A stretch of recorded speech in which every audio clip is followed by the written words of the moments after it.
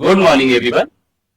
Map series के अंतर्गत आज ये हमारा पहला क्लास है और ये मास्टर क्लास है जिसके अंतर्गत हम भारत के नक्शा को समझेंगे। इंडियन मैप का एक मास्टर क्लास है, ये पहला क्लास है। हम कंटिन्यू इंडियन मैप को हम समझने की कोशिश करेंगे, खास करके बेसिक से। जो प्रतियोगिता परीक्षा, चाहे यूपीएससी हो, पीएससी हो, व्यापम हो या अन्य प्रतियोगिता परीक्षाओं के लिए ये बहुत ही इंपॉर्टेंट है। तो आइए हम जानने की कोशिश करते हैं भारत के मैप को और समझने की कोशिश करते हैं भारत की स्थिति क्या है, भारत पृथ्वी में कहां पे स्थित है, ये हम समझने की कोशिश करेंगे। भारत की स्थिति क्या है, कौन से गोलार्ध में, उत्तरी गोलार्ध में या दक्षिण गोलार्ध में। भारत की स्थिति पूर्वी गोलार्ध है या पश्चिमी गोलार्ध है, ये जानने की कोशिश करेंगे। साथ ही साथ भारत किस अक्षांश रेखा से किस अक्षांश रेखा के बीच जो है भारत का विस्तार मिलता है और किस देशांतर से किस देशांतर के बीच भारत की स्थिति है, इनको भी हम समझने की कोशिश करेंगे। भारत का क्षेत्रफल कितने वर्ग किलोमीटर क्षेत्रफल में फैली हुई है, तो भारत अगर हम देखें तो विश्व का 7वें सबसे बड़ा देश है क्षेत्रफल के दृष्टिकोण से।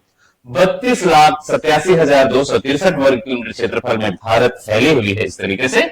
और भारत की जो प्रायद्वीपीय भारत है, इसे जो है क्या कहा जाता है, इंडियन पेनिनसुला कहा जाता है। इंडियन जो पेनिनसुला है, इंडियन प्लेट है, प्रायद्वीपीय भारत है, इसके तीनों तरफ समुद्र से घिरी हुई है भारत। दक्षिण की बात करें तो इंडियन ओशन है, ये कौन सा ओशन है, इंडियन ओशन। पूर्व में बे ऑफ बंगाल है, बंगाल की खाड़ी। पश्चिम में अरेबियन सी, अरब सागर है। जबकि उत्तर में विशाल हिमालय दिखाई दे रहा है। क्या दिखाई दे रहा है, विशाल हिमालय पर्वत श्रृंखलाएं हैं और विश्व की लगभग 9 से 10 ऊंची ऊंची पर्वत श्रृंखलाएं विशाल हिमालय पर्वत में ही स्थित है। तो ये हम आगे की क्लासेस में पढ़ेंगे। और भारत की बात करें तो बड़े बड़े प्रायद्वीपीय पठार के अंतर्गत बड़े बड़े जो पठारों में भारत का विस्तार दिखाई देता है। और इधर देखेंगे राजस्थान और गुजरात और पंजाब वाला कुछ क्षेत्रों में रेगिस्तान, विशाल रेगिस्तान है। और रेगिस्तान का कारण है, रेगिस्तान होने का कारण है इस तरीके से अरावली पर्वत श्रृंखला। अरावली पर्वत श्रृंखला होने के कारण ही जो है विशाल रेगिस्तान भी मिलता है। उत्तर भारत में हिमालय, हिम और घन आलय, मतलब हिमालय युक्त पर्वत, जो ऊंची ऊंची पर्वत श्रृंखलाओं से बनी हुई है। नेक्स्ट देख लेते हैं हम, गंगा का विशाल मैदान दिखाई देता है। यहाँ पे कौन सा मैदान दिखाई देता है, गंगा का विशाल मैदान। और इधर देखेंगे तो सिंधु का मैदान और यहाँ पे देखेंगे तो क्या रहेगा, ब्रह्मपुत्र का मैदान। ठीक है, तो इस तरीके से विशाल गंगा के मैदान, और इन्हीं गंगा के मैदानों में सबसे अधिक जनसंख्या भारत में निवास करती है। नेक्स्ट हम चलते हैं कि प्रायद्वीपीय भारत, और भारत का जो ढलान है ना, वो पूर्व की ओर है। इधर देखेंगे उत्तराखंड से गंगा नदी का उद्गम भी देखें और बंगाल की खाड़ी में जाकर गिर जाती है। इधर देखेंगे तो दक्षिण भारत की सबसे लंबी नदी गोदावरी रिवर, दूसरा सबसे लंबी नदी कृष्ण रिवर। इधर देखेंगे दक्षिण भारत की गंगा कहे जाने वाली कावेरी नदी। ये सारी नदियां जो है कहां पर जाकर मिल जाती हैं, बंगाल की खाड़ी में गिरती हैं। इससे स्पष्ट होता है कि प्रायद्वीपीय भारत का जो ढलान है ना, भारत का ढलान पूर्व की ओर है और सारी की सारी नदियां किधर से उद्गम होती हैं, मध्य भारत या हिमालय पर्वत से उद्गम होती हैं और बंगाल के खाड़ी में जाकर समा जाती है। बंगाल की खाड़ी में अपनी मुहाना बनाते हैं, डेल्टा बनाते हुए। इधर देखेंगे तिब्बत क्षेत्र से उद्गम होती हुई ब्रह्मपुत्र नदी भी जो है बंगाल की खाड़ी में गिर जाती है। ठीक है, तो इस तरीके से हम कह सकते हैं कि प्रायद्वीपीय भारत का ढलान किधर है, पूर्व की ओर है। पूर्व की ओर होने का कारण क्या है, ये वाला जो भाग है, ये वाला भाग है, ये ऊंची ऊंची पर्वत श्रृंखलाओं से बनी हुई है। इसका मुख्य कारण है दरारी प्रकार का ज्वालामुखी उद्गार होता है। और ज्वालामुखी उद्गार के कारण अफ्रीका महाद्वीप से टूटकर जो इंडियन पेनिनसुला है, इंडियन प्रायद्वीपीय पठार है, ये अलग होकर उत्तर की ओर सरकते हुए तैतीस सागर से टकरा जाती है। और ये दरारी प्रकार का ज्वालामुखी उद्गार होगी और ज्वालामुखी उद्गार के कारण ही लावा या मैग्मा निकलती है। और मैग्मा से युक्त जो मैग्मा के जमाव के कारण जो चट्टान बनता है, इस चट्टान को ही बेसाल्ट चट्टान कहा जाता है। और बेसाल्ट चट्टान युक्त जो है, यहाँ पे देखेंगे तो दक्कन का पठार है। कौन सा पठार है, दक्कन का पठार है। और ये भारत का सबसे बड़े पठार होने के कारण यह वाला जो क्षेत्र है, एक तो एक किनारा है, किनारा जिसको कगार कहा जाता है, और दूसरा हिस्सा जो है पठार, जो काली मिट्टी या ज्वालामुखी उद्गार से निकली लावा या मैग्मा के जमाव के कारण बनी है। इसीलिए प्रायद्वीपीय भारत का ढलान जो है पूर्व की ओर हो जाता है। नेक्स्ट हम चलते हैं, भारत को ये कुछ बेसिक क्लास रही। भारत किस अक्षांश रेखा में स्थित है और किस देशांतर रेखा में स्थित है? तो सबसे पहले हम देखते हैं अक्षांश रेखाएं किसे कहा जाता है, देशांतर रेखा किसे कहा जाता है, ये हम सबसे पहले समझ लेते हैं। तो पृथ्वी में अक्षांश रेखाएं, पृथ्वी में अक्षांश रेखाएं किसे कहा जाता है, लैटिट्यूड लाइंस क्या है, इनको हम समझने की कोशिश करते हैं। तो इसके कुछ इंपॉर्टेंस है। अक्षांश रेखाएं पूर्व से पश्चिम में, पूर्व से पश्चिम में जो खींची गई इस तरीके से एक काल्पनिक रेखाएं हैं, ये 0 डिग्री अक्षांश रेखा, ये कौन सी रेखा है, 0 डिग्री अक्षांश रेखा। इस अक्षांश रेखा को भूमध्य रेखा कहा जाता है। कौन सी रेखा कहा जाता है, भूमध्य, भूमध्य। क्योंकि ये पृथ्वी के बीचों बीच में है, इसीलिए इस रेखा को भूमध्य रेखा कहा जाता है। यह एक काल्पनिक रेखा है, इसको किसी ने रस्सी लेकर या पेन लेकर नहीं खींच दिया, कलम लेकर नहीं खींच दिया। ये एक प्रकार का काल्पनिक रेखा है जो पृथ्वी के बीचों बीच इस तरीके से खींची गई है, जिसे 0 डिग्री काल्पनिक रेखा भूमध्य रेखा कहा जाता है। नेक्स्ट अगर हम देखें, पृथ्वी में इस तरीके से भूमध्य रेखा के दक्षिण वाला भाग दक्षिणी गोलार्ध कहलाती है, जबकि उत्तर वाला भाग जो है उत्तरी गोलार्ध कहलाती है। क्या कहलाती है, उत्तरी गोलार्ध कहलाती है। और ध्यान रखेंगे आप लोग, पृथ्वी जो है डेली दैनिक जो गति करती है, इस तरीके से घूर्णन गति करती है। कौन सी गति करती है, घूर्णन गति। और घूर्णन गति के कारण ही जो है दिन और रात होता है, दिन और रात। सूर्य की जो फ्रंट वाला भाग है, सीध वाला जो भाग है, वहां पे दिन होती है, जबकि अपोजिट वाला जो साइड है वहां पे क्या होगी, रात होती है। उस साइड पे क्या होगी, रात होती है। तो हमने क्या बताया, भूमध्य रेखा, कौन सी रेखा, भूमध्य रेखा के दक्षिण वाला भाग जो है दक्षिणी अक्षांश, जबकि उत्तर वाला जो भाग है उत्तरी अक्षांश कहलाती है, दक्षिणी गोलार्ध और उत्तरी गोलार्ध। ठीक, तो हमने क्या बताया, सूर्य की स्थिति, सूर्य की अगर लंबवत स्थिति की बात करें तो सूर्य इधर देखेंगे तो 23.5 डिग्री उत्तरी गोलार्ध और 23.5 डिग्री दक्षिणी गोलार्ध तक की जो है सीधे सीधे चमकती है। और जहां तक जो है उत्तर की ओर सूर्य उत्तरायण होती है, उसी पर एक काल्पनिक रेखा खींच दी गई है। इसीलिए जो है क्या कहा जाता है, 23.5 डिग्री कर्क रेखा के नाम जाना जाता है। कौन सी रेखा के नाम जाना जाता है, 23.5 डिग्री कर्क रेखा। और सूर्य जब दक्षिणायन होती है दिसंबर के महीने, 22 दिसंबर को इसके ऊपर होती है। ध्यान रखेंगे, कितने दिसंबर को, 22 दिसंबर को। और जिस बिंदु पर ये अधिकतम जो है दक्षिणायन होती है, उसी बिंदु पर एक काल्पनिक रेखा खींची गई है 23.5 डिग्री। इसे ही मकर रेखा के नाम जाना जाता है। कौन सी रेखा के नाम जाना जाता है, मकर रेखा। तो सूर्य की किरणें सीधे सीधे कर्क रेखा और मकर रेखा के बीच चमकती है, लंबे समय तक इन्हीं बीचों बीच चमकती है। इसीलिए यहाँ पे अगर हम देखें तो अत्यधिक तापमान होगी, अत्यधिक उष्मा होगी।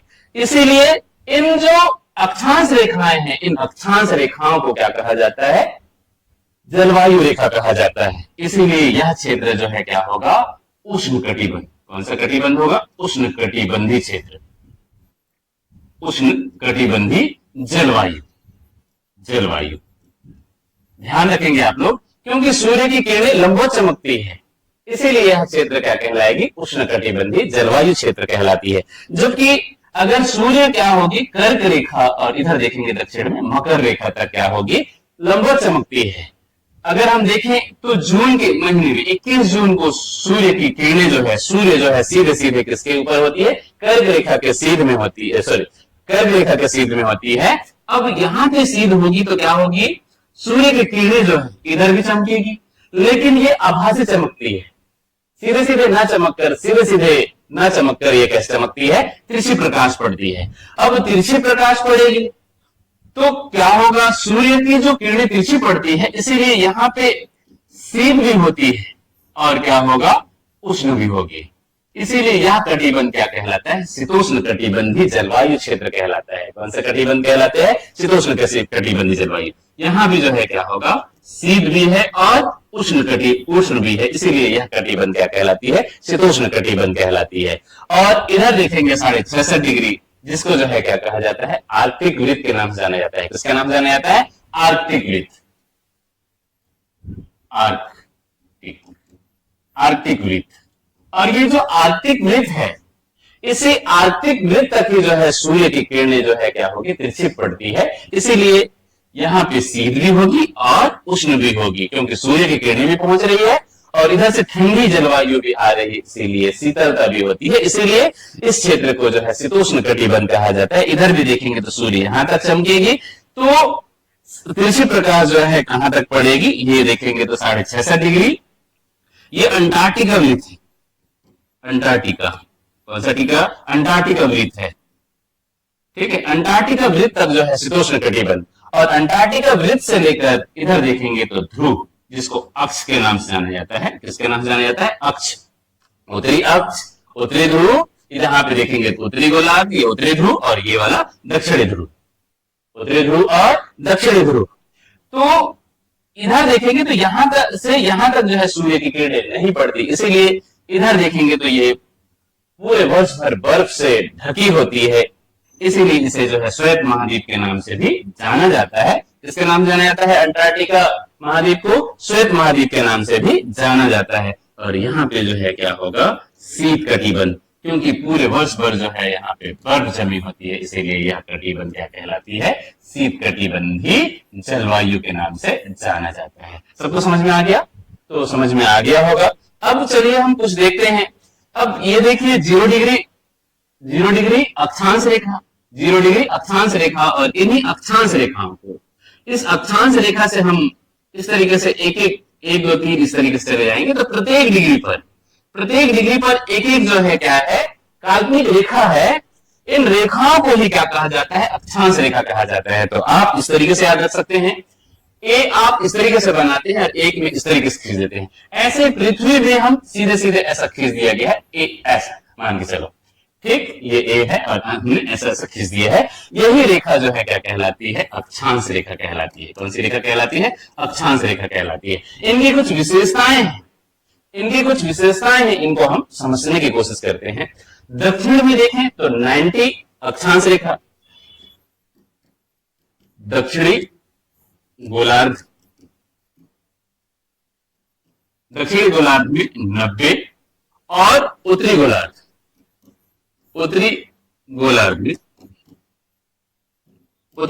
में 90 अक्षांश रेखाएं हैं। कितने अक्षांश रेखाएं हैं, 90 अक्षांश रेखाएं।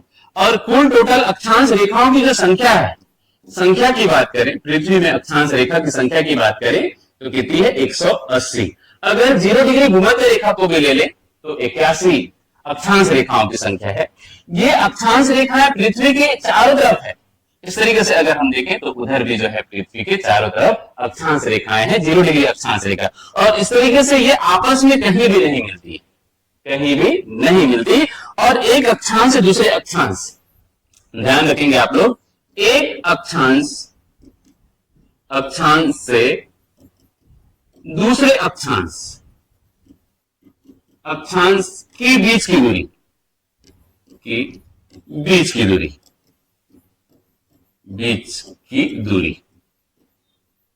कितनी होती है, 111.32 किलोमीटर।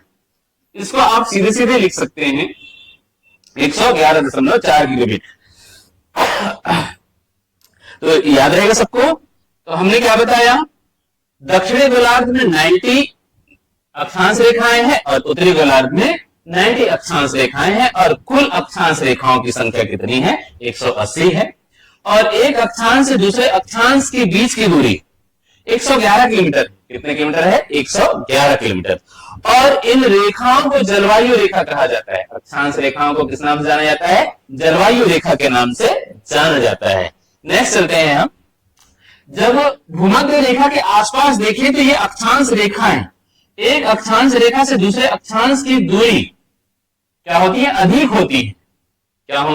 होती है। और ये जो अक्षांश रेखाएं भूमध्य रेखा में अत्यधिक लंबी होती है, जबकि उत्तरी ध्रुव की ओर देखें तो यहां पे क्या होगी, छोटी होगी। अक्षांश रेखाएं कैसी होगी? छोटी होगी। इधर भी देखेंगे ध्रुव की ओर जाने पर अक्षांश रेखाएं क्या होगी? छोटी होंगी। लेकिन एक अक्षांश रेखा दूसरे अक्षांश रेखा को कहीं भी नहीं काटती, कहीं भी एक दूसरे को नहीं काटती। ये लंबवत इस तरीके से क्या है? अक्षांश रेखाएं हैं। क्या है? लंबवत है। याद रहेगा? तो हमने कुछ बिंदु बताया, कुछ पॉइंट्स बताया, जिसको आप याद रखिएगा, परीक्षाओं के दृष्टिकोण से बहुत ही इंपॉर्टेंस है। तो भारत इस तरीके से आप देखेंगे, भारत की स्थिति है, भारत है और भारत भूमध्य रेखा के उत्तर है, इसीलिए ये उत्तरी अक्षांश में भारत का विस्तार मिलता है। कहां पे भारत का विस्तार मिलेगा? उत्तरी अक्षांश या उत्तरी ध्रुव पर। ठीक है, याद रहेगा, उत्तरी ध्रुव पर। और उत्तरी ध्रुव में कहां से? ध्यान रखेंगे आप लोग, 8.4 डिग्री उत्तरी अक्षांश से लेकर 8.4 डिग्री उत्तरी अक्षांश से लेकर 37.6 डिग्री उत्तरी अक्षांश। तो इस तरीके से आप सबको समझ में आया होगा। अगर हमारी क्लास आपको अच्छा लग रहा हो तो लाइक, शेयर एवं सब्सक्राइब कर दें, साथ ही जरूरतमंदों तक वीडियो पहुंच जाए। Thank you. नेक्स्ट हम चलते हैं